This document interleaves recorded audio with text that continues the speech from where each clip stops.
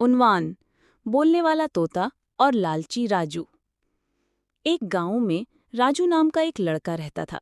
राजू बहुत चालाक और होशियार था, लेकिन एक खामी थी उसमें। वो बहुत लालची था। उसे हर वक्त सिर्फ यही फिक्र रहती थी कि कैसे ज्यादा पैसे, ज्यादा चीजें और ज्यादा खाने की चीजें हासिल की जाएं। एक दिन राजू बाजार से गुजर रहा था कि एक छोटे से पिंजरे में बंद एक खूबसूरत सा सब्ज तोता देखा।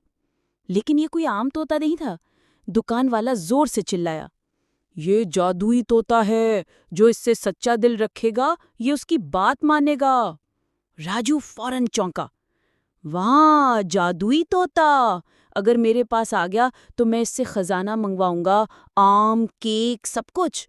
राजू ने दुकानदार को धोखा दिया। बोला, मेरी नानी बहुत बीमार है, ये तोता अगर उनके पास हो तो वो खुश हो जाएंगी। दुकानदार पिघल गया और तोता राजू को दे दिया।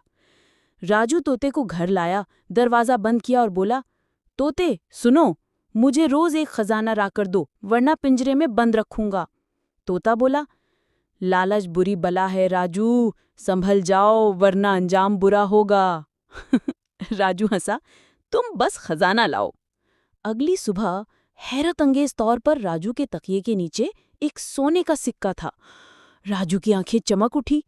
अब तो उसने तोते से रोज नई चीजें मांगनी शुरू कर दी।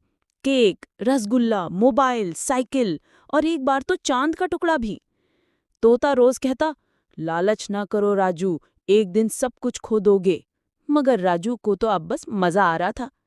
फिर एक दिन राजू ने कहा, अब मुझे ऐसा महल चाहिए जिसमें मेरे सिवा कोई न हो, नौकर हों, खेल हों और कोई रोक टोक न हो। तोता चुप रहा और अगले दिन वाकई राजू एक महल में आंख खोलता है, लेकिन वहां कोई नहीं था। कोई दोस्त नहीं, माँ बाप नहीं, कोई बात करने वाला भी नहीं। पहला दिन मजे से गुजरा, दूसरा दिन बोरियत में, तीसरे दिन राजू जोर जोर से रोने लगा। तोता, मुझे वापस मेरे घर जाना है। मुझे कुछ नहीं चाहिए, सिर्फ माँ की आवाज चाहिए, दोस्तों की हंसी और वो सादा सा मेरा कमरा।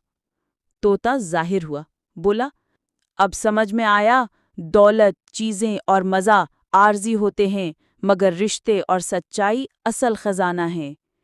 राजू ने माफी मांगी और अगली सुबह वो वापस अपने छोटे से घर में था। वही